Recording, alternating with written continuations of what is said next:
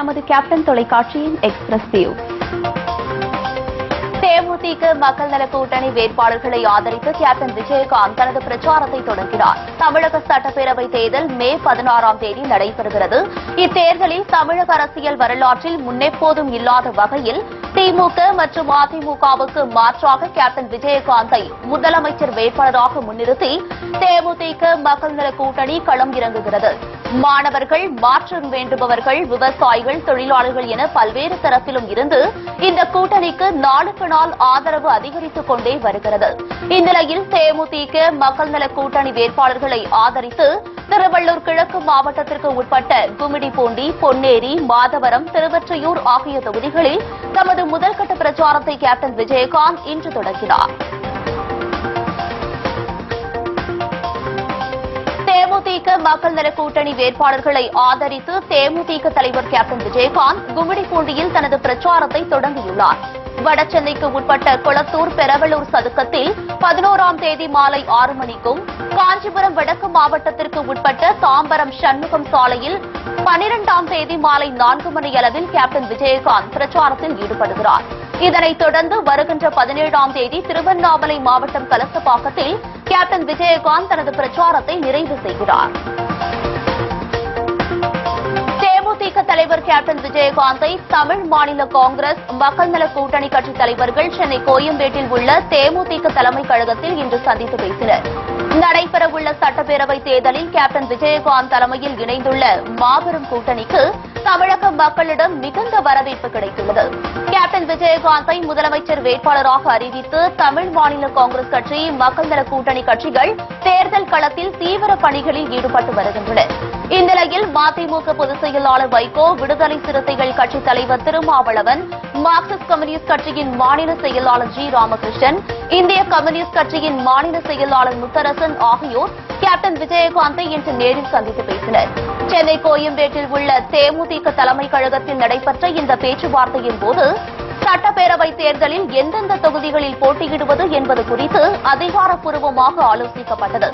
பிற்பகல் 12 மணியளவில் தொடங்கிய இந்த பேச்சுவார்த்தையின் போது மக்கள் நல கூட்டணி கட்சித் தலைவர்கள், தேமுதிக இளைஞர் அணி செயலாளர் எல். கே. சுதீஷ் உள்ளிட்ட தலைவர்கள் உடனிருந்தனர். திமுக ஆட்சிக்கு வந்தால் மதுவிலக்கை கொண்டு வருவோம் என்ற கருணாநிதியின் தேர்தல் வாக்குறுதி ஏமாற்று வேலை என மக்கள் நல கூட்டணி ஒருங்கிணைப்பாளர் வைகோ குற்றம் சாட்டியுள்ளார். சென்னை கோயம்பேட்டில் உள்ள தேமுதிக தலைமை கழகத்தில் நமது செய்தியாளருக்கு பேட்டியளித்த அவர், தேமுதிக, தமாக, மக்கள் நல கூட்டணி ஆட்சிக்கு வந்தால் மதுவிலக்கு நிச்சயம் நடைமுறைப்படுத்தப்படும் என்று வைகோ உறுதிபட தெரிவித்தார். சென்னையில் ஏற்பட்ட வெள்ள பாதிப்பு அதிமுக அரசே முழு பொறுப்பு என்று மார்க்சிஸ்ட் கம்யூனிஸ்ட் கட்சியின் மாநில செயலாளர் ஜி. ராமகிருஷ்ணன் குற்றம் சாட்டியுள்ளார். உரிய நேரத்தில் செம்பரம்பாக்கம் ஏரியை திறந்துவிட்டிருந்தால் பல கோடி ரூபாய் மதிப்புள்ள பொருட்களும் உயிரிழப்புகளும் ஏற்பட்டிருக்காது என்று கூறிய அவர், இந்த பாதிப்புகளுக்கு பொறுப்பேற்று முதலமைச்சர் ஜெயலலிதா பதவி விலக வேண்டும் என்று வலியுறுத்தியுள்ளார். மதிமுகவை உடைக்க முயற்சித்த திமுக தற்போது தேமுதிகவை உடைக்க முயற்சிப்பதாக புகார் தெரிவித்த ஜி. ராமகிருஷ்ணன், திமுகவின் சதி செயல் பலிக்காது என்றும் தெரிவித்தார். தமிழக மக்கள் விரும்பும் வெற்றி கூட்டணியில் இணைந்துள்ளதாக தமிழ் மாநில காங்கிரஸ் கட்சித் தலைவர் ஜி. கே. வாசன் தெரிவித்துள்ளார்.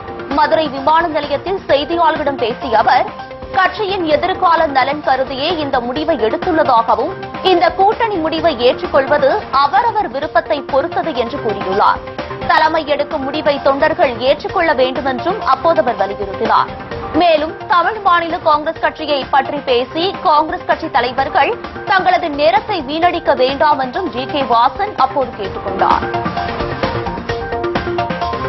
தேர்தல் கூட்டணி வைக்க 1500 கோடி பணம் வாங்கியதாக எழுந்த குற்றச்சாட்டை மறுத்துள்ள கேப்டன் விஜயகாந்த், ஜெயலலிதாவுக்கும் கருணாநிதிக்கும் தாமே எதிரி என்று தெரிவித்துள்ளார். காஞ்சிபுரம் மாவட்டம் மாமண்டூரில் தேமுதிக மக்கள் நல கூட்டணி சார்பில் பிரம்மாண்டமாக நடைபெற்ற தேர்தல் சிறப்பு மாநாட்டில் அலைக்கடலென திரண்டிருந்த மக்கள் மத்தியில் எழுச்சியுரையாற்றிய கேப்டன் விஜயகாந்த், கருணாநிதிக்கும் ஜெயலலிதாவுக்கும் தாமே எதிரி என்றார். ஆனால் மு.க. ஸ்டாலினுக்கு அவரும் அவரது எண்ணங்களும் தான் எதிரி என்று கூறினார். மதுவிலக்கு விவகாரத்தில் ஜெயலலிதா கபட நாடகம் ஆடுவதாகவும் கேப்டன் விமர்சித்தார். தங்கள் கூட்டணி வெற்றி கூட்டணி என்றும் நல்லவர்கள் வெல்வது நிச்சயம் என்றும் நம்பிக்கை தெரிவித்தார். தமது கட்டுப்பாட்டில் இல்லை என திருமதி பிரேமலதா விஜயகாந்த் விளக்கம் அளித்துள்ளார். மாமண்டூர் மாநாட்டில் பேசிய அவர், தேமுதிகவில் இருந்து விலகியவர்கள் தம் மீது சுமத்திய குற்றச்சாட்டுகளுக்கு மறுப்பு தெரிவித்தார். கோடிகளுக்கு ஆசைப்பட்டவர்கள் கேப்டனோ தாமோ இல்லை என்று ஆவேசம் தெரிவித்த அவர், கேப்டனின் கட்டுப்பாட்டில்தான் தேமுதிக இருப்பதாகவும் விளக்கம் அளித்தார். தேமுதிக மக்கள் நல கூட்டணியில் இடம்பெற்றுள்ள தலைவர்கள் கரைபிடியாத கரங்களுக்கு சொந்தக்காரர்கள் என்றும், ஆனால் திமுகவும் அதிமுகவும் அதை பற்றி பேச முடியுமா என்று கேள்வி எழுப்பினார். கேப்டன் தலைமையில் கூட்டணி ஆட்சி அமைவது உறுதி என்றும் அப்போது அவர் சூளுரைத்தார். கருத்து கணிப்புகள் அனைத்தையும் பொய்யாக்கி தேமுதிக மக்கள் நல கூட்டணி ஆட்சி அமைக்கும் என்று மாமண்டூர் கூட்டத்தில் அதன் ஒருங்கிணைப்பாளர் வைகோ தெரிவித்தார். வரலாறு மீண்டும் திரும்புவதாக குறிப்பிட்ட வைகோ, கேப்டன் விஜயகாந்த் முதலமைச்சர் நாற்காலியில் அமர்வது உறுதி என்று திட்டவட்டமாக தெரிவித்தார். சிறுதாவூர் பங்களாவில் கண்டெய்னர் லாரிகளில் பணம் கொண்டு சென்றது தொடர்பாக புகார் அளித்தும் தேர்தல் ஆணையம் சோதனை நடத்தவில்லை என்று குற்றம் சாட்டிய வைகோ, வாக்காளர்களுக்கு அதிமுக, திமுக உள்ளிட்ட கட்சிகள் பணப்பட்டுவாடா செய்வதை தடுக்க வேண்டும் என்று தொண்டர்களிடம் அவர் கேட்டுக் கொண்டார். தமிழகத்தின் வளர்ச்சிக்கான ஒரே பதில் கேப்டன் விஜயகாந்த் தான் என்று தமாக தலைவர் ஜி.கே. வாசன் தெரிவித்துள்ளார். மாநாட்டில் பேசிய அவர், திமுக மற்றும் அதிமுக ஆட்சியில் பல்வேறு துறைகளில் தமிழகம் பின்னடைவை சந்தித்துள்ளது என்றார். தமிழகம் முன்னேற்ற பாதையில் பயணிக்கவும் வளமான மாநிலமாக மாறுவதற்கும் ஒரே பதில் கேப்டன் விஜயகாந்த் என்றார். தனி மனித ஆட்சி, குடும்ப ஆட்சி, மக்களாட்சி மலர நல்லவர்களை கொண்ட கூட்டணியாக உள்ள தேமுதிக மக்கள் நல கூட்டணிக்கு வாய்ப்பளிக்க வேண்டும் என்றும் அவர் கேட்டுக் கொண்டார். மக்களுக்காகவே நான் என்று கூறும் ஜெயலலிதா ஊழல் பணத்தில் கோடிக்கணக்கில் சொத்துக்களை சேர்த்து வைத்துள்ளது ஏன் என்று மார்க்சிஸ்ட் கம்யூனிஸ்ட் கட்சியின் மாநில செயலாளர் ஜி. ராமகிருஷ்ணன் கேள்வி எழுப்பியுள்ளார். இந்த கூட்டணி வெற்றி பெற்றால் ஆணவ படுகொலையை தடுக்க தனி சட்டம் இயற்றப்படும் என்று குறிப்பிட்ட அவர், தமிழகத்தில் இருந்து ஊழல் கட்சிகளான அதிமுக, திமுக கட்சிகளை அகற்ற வேண்டும் என்று கேட்டுக் கொண்டார். ஒடுக்கப்பட்ட மக்களுக்கு அதிகார பகிர்வு அளிக்க ஒப்புக்கொண்ட ஒரே தலைவர் கேப்டன் விஜயகாந்த் தான் என்று விடுதலை சிறுத்தை கட்சித் தலைவர் தொல் திருமாவளவன் புகழாரம் சூட்டியுள்ளார். மாமண்டூரில் பிரம்மாண்டமாக நடைபெற்ற மாநாட்டில் பேசிய அவர், முதலமைச்சராக பதவி வகிக்க அனைத்து பண்புகளும் கேப்டனிடம் உள்ளதாக தெரிவித்தார். கூட்டணியில் இருந்தவர்களுக்கு வாய்ப்பளிக்காமல் நம்ப வைத்து கழுத்தறுத்தவர் ஜெயலலிதா என்று சாடிய திருமாவளவன், எம்ஜிஆர் ஜெயலலிதாவை விட அள்ளி கொடுப்பதால் சிறந்த தலைவர் கேப்டன் விஜயகாந்த் என்று பெருமிதம் தெரிவித்தார். மதுவிலக்கு மற்றும் ஊழல் தொடர்பாக பேச திமுக மற்றும் அதிமுக கட்சிகளுக்கு அருகதை இல்லை என்று இந்திய கம்யூனிஸ்ட் கட்சியின் மாநில செயலாளர் முத்தரசன் தெரிவித்துள்ளார். மாமண்டூர் மாநாட்டில் பேசிய அவர், தமிழகத்தை மாறி மாறி ஆட்சி செய்த திமுக மற்றும் அதிமுக கட்சிகள் மக்களின் கோடிக்கணக்கான பணத்தை கொள்ளையடித்து விட்டதாக சாடினார். தாங்கள் ஆட்சிக்கு வந்தால் விவசாயிகள் கல்விக் கடன் தள்ளுபடி செய்யப்படும் என்று முத்தரசன் தெரிவித்தார். தமிழக மக்களை காப்பாற்ற வந்தவர்கள் 6 முகங்களை கொண்ட தேமுதிக மக்கள் நல கூட்டணி கட்சி தலைவர்கள் என்று தேமுதிக இளைஞர் அணி செயலாளர் எல்.கே. சுதீஷ் தெரிவித்துள்ளார். மாமண்டூர் மாநாட்டில் பேசிய அவர், மக்கள் விரோத ஆட்சி நடத்திய திமுக மற்றும் அதிமுக கட்சிகளின் செயல்பாட்டை குட்டி கதை மூலம் விளக்கினார். 2 கட்சிகளால் பெருமளவில் பாதிக்கப்பட்ட தமிழக மக்களை மீட்டெடுக்க 6 முகம் கொண்ட தேமுதிக மக்கள் நல கூட்டணி கட்சி தலைவர்கள் கூட்டணி அமைத்துள்ளதாக பெருமிதம் தெரிவித்த அவர், இந்த 6 முகத்திற்கு தமிழகத்தில் இனி 7 முகம்தான் என்று மகிழ்ச்சி தெரிவித்தார். மேலும் நடைபெறவுள்ள சட்டப்பேரவை தேர்தலில் தேமுதிக மக்கள் நல கூட்டணி 140 தொகுதிகளில் அமோக வெற்றி பெறும் என்று கூறிய எல்.கே. சுதீஷ், மே 23ஆம் தேதி மதுரையில் கேப்டன் விஜயகாந்த் முதலமைச்சராக பதவியேற்பது உறுதி என்று நம்பிக்கை தெரிவித்தார். 9,000 கோடி வங்கி மோசடியில் வழக்கு தொடர்ந்து 3வது முறையாக ஆஜராகாத சாராய் ஆலை அதிபர் விஜய் மல்லையாவுக்கு ஜாமீனில் வெளிவர முடியாத பிடிவாரண்ட் பிறப்பிக்கப்படும் என்று எதிர்பார்க்கப்படுகிறது. ஸ்டேட் வங்கி உள்ளிட்ட 13 வங்கிகளில் பெற்ற 9,000 கோடி ரூபாய் கடனை திருப்பி செலுத்தாத விஜய் மல்லையா லண்டனில் தஞ்சம் புகுந்துள்ளார். மல்லையா மீது வங்கிகள் கொடுத்த மோசடி புகாரை அமலாக்கத்துறை விசாரித்து வருகிறது. இதனிடையே அவரது பாஸ்போர்ட்டை முடக்குவது, ஜாமீனில் வெளிவர முடியாத கைது வாரண்டை பிறப்பிப்பது குறித்து அமலாக்கத்துறை திட்டமிட்டுள்ளது. மருத்துவ படிப்புகளுக்கு அகில இந்திய அளவில் நுழைவுத் தேர்வு நடத்த உச்சநீதிமன்றம் அனுமதி வழங்கியுள்ளது. கடந்த 2013இல் மருத்துவ பொது நுழைவுத் தேர்வு நடத்த இடைக்கால தடை விதிக்கப்பட்டதை எதிர்த்து மத்திய அரசு மருத்துவ கவுன்சில் மறுசீராய்வு மனு தாக்கல் செய்தது. இதனை விசாரித்த உச்சநீதிமன்றம் முன்னர் பிறப்பித்த உத்தரவை ரத்து செய்து பொது நுழைவுத் தேர்வு நடத்த அனுமதி வழங்கி உத்தரவிட்டுள்ளது. போக்குவரத்து துறையில் வேலை வாங்கி தருவதாக கூறி முன்னாள் அமைச்சர் செந்தில் பாலாஜி 2,31,00,000 ரூபாய் மோசடி செய்ததாக சென்னை உயர்நீதிமன்றத்தில் வழக்கு தொடரப்பட்டது. இந்நிலையில் இந்த வழக்கை இன்று விசாரித்த நீதிபதி மாலா வழக்கில் கூடுதல் ஆவணங்கள் தாக்கல் செய்ய மனுதாரருக்கு உத்தரவிட்டார். மேலும் வழக்கு விசாரணை ஜூலை 6ஆம் தேதிக்கு அவர் ஒத்திவைத்தார். அதிமுக அமைச்சர் அக்ரி கிருஷ்ணமூர்த்திக்கு உச்சநீதிமன்றம் நோட்டீஸ் அனுப்பியுள்ளது. முத்துக்குமாரசாமி என்ற வேளாண் அதிகாரி தற்கொலை செய்து கொண்ட விவகாரத்தில் அமைச்சர் பதவி இழந்த அக்ரி கிருஷ்ணமூர்த்தி சிறையில் அடைக்கப்பட்டார். பின்னர் அவர் விடுதலை செய்யப்பட்டார். இந்நிலையில் அக்ரி கிருஷ்ணமூர்த்தியின் விடுதலையை எதிர்த்து உச்சநீதிமன்றத்தில் வழக்கு தொடரப்பட்டது. இந்த வழக்கை விசாரித்த நீதிமன்றம் 4 வாரங்களுக்குள் பதிலளிக்க வேண்டும் என நோட்டீஸ் அனுப்பியுள்ளது. 294 தொகுதிகளை கொண்ட மேற்கு வங்கத்தில் 6 கட்டங்களாக தேர்தல் நடைபெறுகிறது. இதில் 18 தொகுதிகளுக்கு முதல்கட்ட வாக்குப்பதிவு கடந்த 4ஆம் தேதி முடிந்த நிலையில் 31 தொகுதிகளுக்கு இன்று 2ஆம் கட்ட வாக்குப்பதிவு நடைபெற்றது. மேற்கு மிட்னபூர், பங்குரா, பர்த்துவான் உள்ளிட்ட தொகுதிகளில் வாக்காளர்கள் நீண்ட வரிசையில் நின்று தங்கள் வாக்குகளை பதிவு செய்தனர். வாக்குப்பதிவின் இறுதியில் மேற்கு வங்கத்தில் 71% வாக்குகள் பதிவானது. தமிழ்நாடு, புதுவை, அஸ்ஸாம் உள்ளிட்ட 5 மாநிலங்களில் தேர்தல் நடத்தப்படுகிறது. இதில் தமிழகம், புதுவை, கேரளாவில் மே 16ஆம் தேதி ஒரே கட்டமாக வாக்குப்பதிவு நடைபெறுகிறது. 126 சட்டசபை தொகுதிகளை கொண்ட முதல் கட்டமாக 65 தொகுதிகளுக்கு கடந்த 4ஆம் தேதி ஓட்டுப்பதிவு நடைபெற்றது. இந்நிலையில் மீதமுள்ள 61 தொகுதிகளுக்கு 2ஆம் கட்டமாக இன்று தேர்தல் நடைபெற்றது. வாக்குப்பதிவின் இறுதியில் 80% வாக்குகள் பதிவானது. இதனிடையே கேம்ரூப் மாவட்டத்தில் போலீசார் நடத்திய துப்பாக்கி சூடு நடத்தியபோது மின்சாரம் தாக்கி 11 பேர் உயிரிழந்த நிகழ்வு அம்மாநில மக்களிடையே பெரும் சோகத்தை ஏற்படுத்தியுள்ளது. கோஹினூர் வைரத்தை மீண்டும் இந்தியாவுக்கு திரும்ப கொண்டுவர இயலாது என மத்திய அரசு தெரிவித்துள்ளது. இந்திய சுரங்கத்தில் சுமார் 800 ஆண்டுகளுக்கு முன் தோண்டி எடுக்கப்பட்ட 104 கேரட் கொண்ட கோஹினூர் வைரம் தற்போது இங்கிலாந்து அரசின் சொத்தாக லண்டன் டவரில் பொதுமக்களின் பார்வைக்காக வைக்கப்பட்டுள்ளது. இதனை இந்தியா கொண்டு வருவது குறித்து தகவல் அறியும் உரிமை சட்டத்தின் கீழ் கேட்கப்பட்ட கேள்விக்கு வைரத்தை திரும்ப கொண்டுவர முடியாது என மத்திய கலை மற்றும் பண்பாட்டுத்துறை அமைச்சகம் பதிலளித்துள்ளது. கேரள மாநிலம் கொல்லத்தில் உள்ள பராவூர் கோவில் திருவிழாவில் நிகழ்ந்த பட்டாசு விபத்து குறித்து வெடிபொருள் தலைமை ஆய்வாளர் ஆய்வு நடத்தினார். திருவிழாவின் போது பட்டாசுகள் மற்றும் வான வேடிக்கைகள் நிறைத்து வைக்கப்பட்டிருந்த குடோன் வெடித்து சிதறியதில் 106க்கும் மேற்பட்டோர் பரிதாபமாக உயிரிழந்தனர். படுகாயமடைந்த 200க்கும் மேற்பட்டோர் மருத்துவமனையில் சிகிச்சை பெற்று வருகின்றனர். இந்நிலையில் விபத்து தொடர்பாக கோவில் நிர்வாகத்தின் மீது வழக்கு பதிவு செய்து விசாரணை மேற்கொள்ளப்பட்டு வருகிறது. சிறிய இடைவெளிக்கு பிறகு எக்ஸ்பிரஸில் தொடரும். உண்மையிலேயே நம்ம எல்லாரும் கடந்த மாதம் 15ஆம் தேதி தொடங்கிய 10ஆம் வகுப்பு பொதுத் தேர்வுகள் இன்றுடன் நிறைவடைந்தன. தமிழகம், புதுச்சேரியில் இந்த தேர்வில் மட்டும் 10,72,000 மாணவ மாணவியர் தேர்வு எழுதினர். சென்னையில் 574 பள்ளிகளைச் சேர்ந்த 53,159 மாணவ மாணவியரும், புதுச்சேரியைச் சேர்ந்த 298 பள்ளிகளைச் சேர்ந்த 17,000 பேரும் எழுதினர்.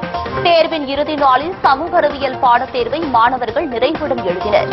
மே மாதம் 1ஆம் தேதி முதல் பள்ளிகளுக்கு கோடை விடுமுறை விடப்பட்டு ஜூன் 1ஆம் தேதி பள்ளிகள் மீண்டும் திறக்கப்படும் என எதிர்பார்க்கப்படுகிறது.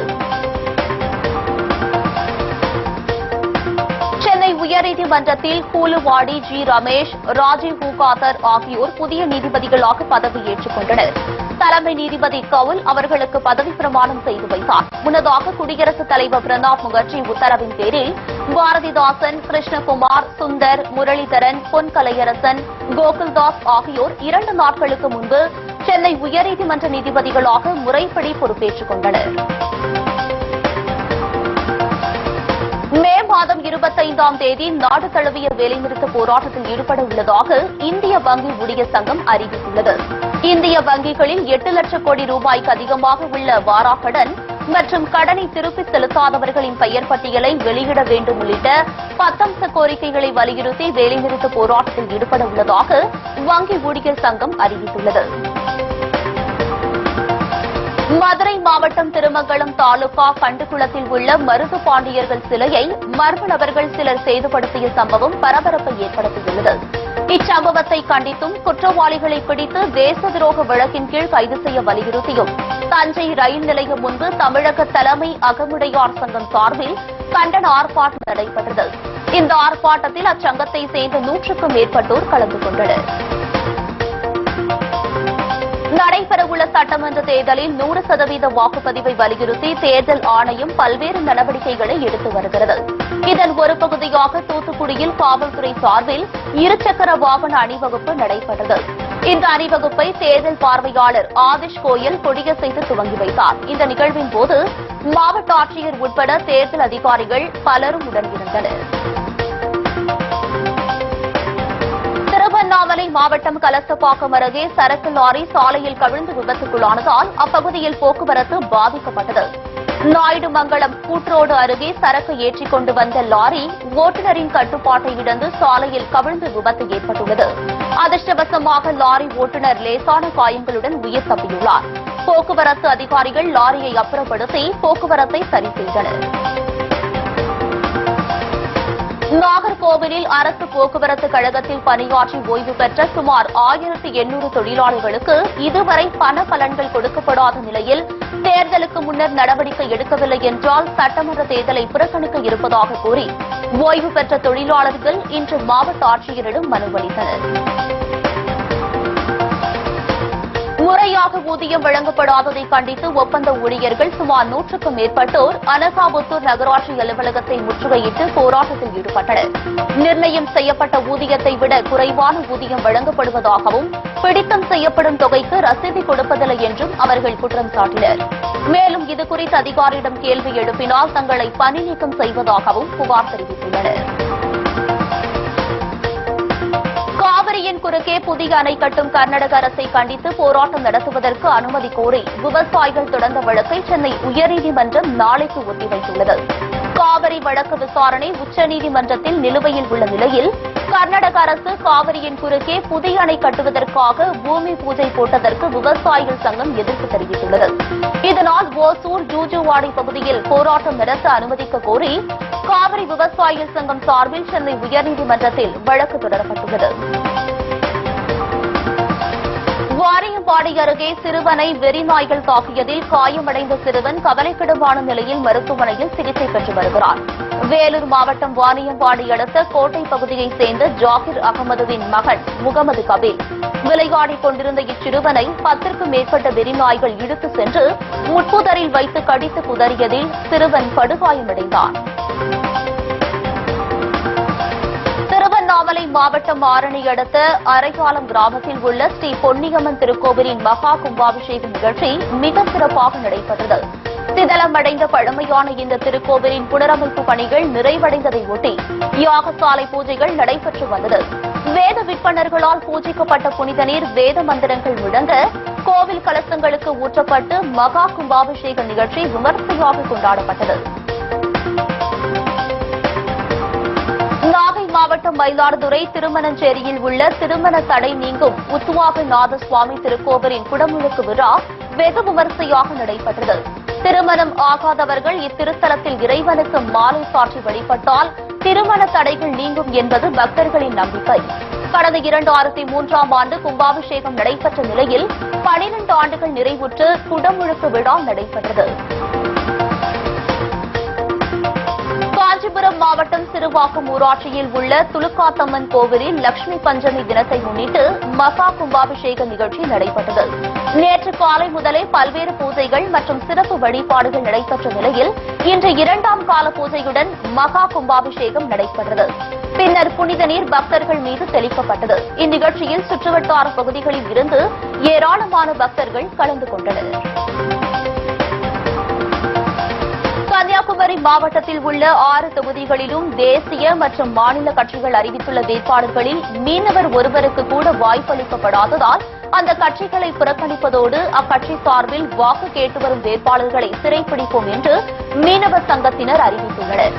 மீனவர்களின் நீண்ட நாள் கோரிக்கைகளை நிறைவேற முன்வரும் கட்சிகளுக்கே ஆதரவு அளிக்கப்படும் என்றும் அவர்கள் கூறியுள்ளனர்.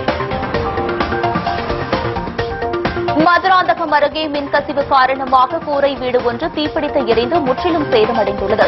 விழுதமங்கலம் கிராமத்தை சேர்ந்த ஜனார்த்தனன் என்பவரது வீட்டின் மேல் பகுதியில் உயரழுத்த மின்சார கம்பி செல்கிறது.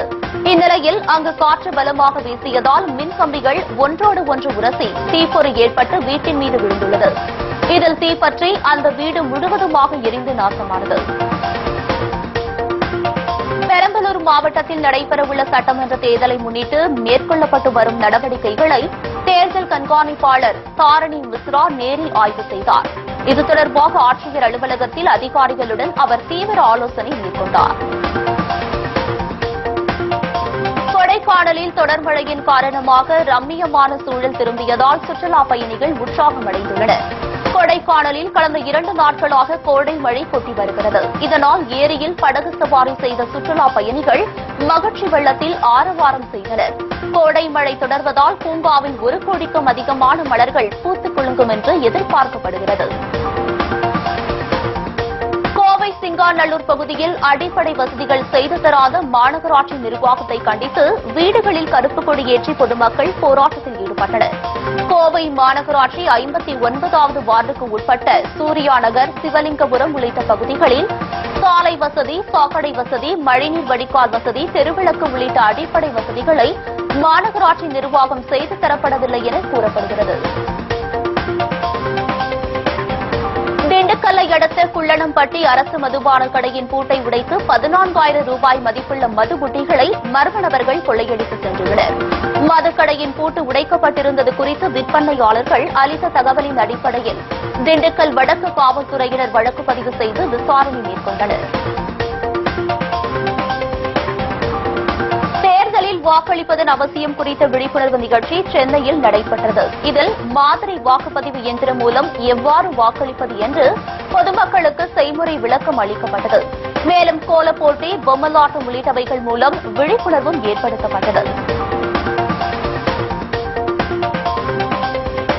கரூர் கோட்டை அண்ணன் கோவில் கும்பாபிஷேக விழா வெகு சிறப்பாக நடைபெற்றது. கடந்த 10ஆம் தேதி கணபதி பூஜையுடன் தொடங்கிய இந்த விழாவையொட்டி நாள்தோறும் மூலவருக்கு பல்வேறு சிறப்பு பூஜைகள் நடைபெற்றன. பின்னர் இன்று காலை யாகசாலை பூஜைகள் நடத்தப்பட்டு மகா கும்பாபிஷேகம் சிறப்பாக நடைபெற்றது. இதில் ஏராளமான பக்தர்கள் கலந்து கொண்டு சுவாமி தரிசனம் செய்தனர். அரியலூர் மாவட்டம் திருவாரூர் மாரியம்மன் கோவிலில் நடைபெற்ற பால்குட திருவிழாவில் ஆயிரக்கணக்கான பக்தர்கள் கலந்து கொண்டு அம்மனை வழிபட்டனர். ஆண்டுதோறும் பங்குனி மாதத்தின் கடைசி ஞாயிறன்று பால்குடம் எடுக்கும் நிகழ்ச்சி நடைபெறுவது வழக்கம். அந்த வகையில் நடைபெற்ற பால்குட ஊர்வலம் முக்கிய வீதிகளில் வழியாக கோவிலை வந்தடைந்தது. இதில் குழந்தை வரம் வேண்டியும் உடல்நலம் மேம்பட வேண்டியும் ஏராளமான பக்தர்கள் அலகு குத்தி தங்கள் வேண்டுதலை நிறைவேற்றினர். புதுக்கோட்டையில் அரசு மதுபான கடையில் உரிய ஆவணமின்றி பதுக்கி வைக்கப்பட்டிருந்த மது புட்டிகளை தேர்தல் பறக்கும் படையினர் பறிமுதல் செய்தனர்.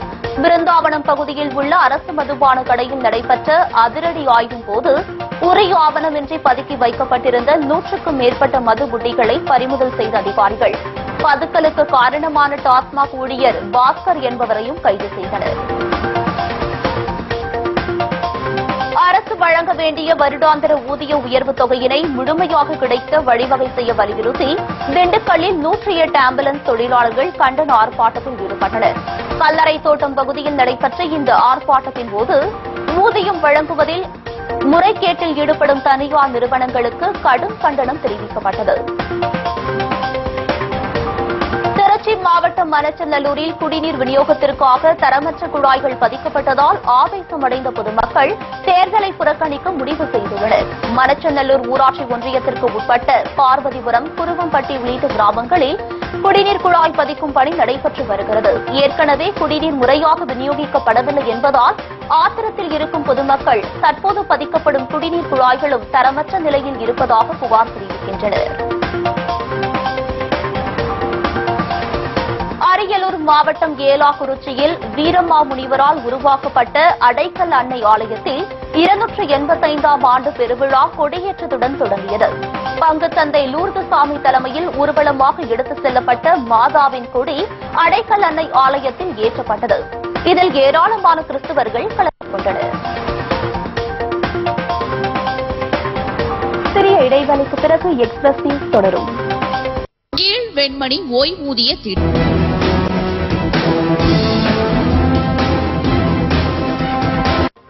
எக்ஸ்பிரஸ் நியூஸ் தொடர்கின்றது. முதல் பெண் சுதந்திர போராட்ட வீராங்கனை ராணி லட்சுமிபாயின் வாழ்க்கை வரலாற்றை மையமாக கொண்டு உருவாக உள்ள திரைப்படத்தில் ராணி லட்சுமிபாயாக கங்கனா ரனாவத் நடிக்கிறார். இதற்காக அவர் பல்வேறு பயிற்சிகளை மேற்கொண்டு வருகிறார். குறிப்பாக வாள் சண்டை, குதிரை ஏற்றம் போன்ற பயிற்சிகளிலும் அவர் ஈடுபட்டு வருகிறார். விரைவில் லட்சுமிபாய் லுக்கில் கங்கனா தோற்றுவிக்கிறார். தென்னிந்திய நடிகைகளின் முன்னணி நடிகையான தமன்னா மீண்டும் ஹிந்தியில் நடிக்க உள்ளார். தற்போது பிரபுதேவாவுக்கு ஜோடியாக தமிழ், தெலுங்கு, ஹிந்தியில் தயாராகும் படத்தில் அவர் நடித்து வருகிறார். இந்த படத்தின் சென்னை எக்ஸ்பிரஸ், தில்வாலே ஆகிய படங்களை இயக்கிய ரோஹித் ஷெட்டி புதிதாக இயக்கவுள்ள படத்தில் ரன்வீருக்கு ஜோடியாக தமன்னா நடிக்க உள்ளார். சமீபத்தில் விஜய் சேதுபதியுடன் தர்மதுரை படத்தில் அவர் நடித்து முடித்துள்ளார். தமிழ் திரையுலகின் வெள்ளி விழா நாயகனான நடிகர் மோகன் மீண்டும் ரீஎன்ட்ரி ஆக உள்ளார். பயணங்கள் முடிவதில்லை, உதயகீதம், இதய கோவில் உள்ளிட்ட ஏராளமான வெள்ளி விழா படங்களை கொடுத்தவர் நடிகர் மோகன். சில வருடங்களாக சினிமாவில் இருந்து விலகி இருந்த அவர் தற்போது மீண்டும் நடிக்க முடிவு செய்துள்ளார். அரவிந்த் சாமி வில்லனாக நடித்த தனி ஒருவன் திரைப்படம் வெற்றி பெற்றதை அடுத்து மோகன் இந்த முடிவை எடுத்துள்ளார். புகழ்பெற்ற விளையாட்டு வீரர்கள் தங்களின் சொந்த ஊர் மற்றும் கிராமங்களில் உள்ள வீரர்களை சந்தித்து ஊக்கப்படுத்துவதன் மூலம் அவர்களின் திறமைகளை வெளிக்கொண்டு வர முடியும் என கிரிக்கெட் வீரர் லட்சுமிபதி பாலாஜி தெரிவித்துள்ளார். கோவையில் செய்தியாளர்களை சந்தித்த தமிழக கிரிக்கெட் வீரர் லட்சுமிபதி பாலாஜி, கிரிக்கெட்டை பொறுத்தவரை தமிழக மக்கள் அனைவரும் சிறப்பான ஆட்டத்திற்கு நன்கு வரவேற்பு அளிக்கக்கூடியவர்கள் என்றார். இத்துடன் எக்ஸ்பிரஸ் நியூஸ் நிறைவடைகிறது.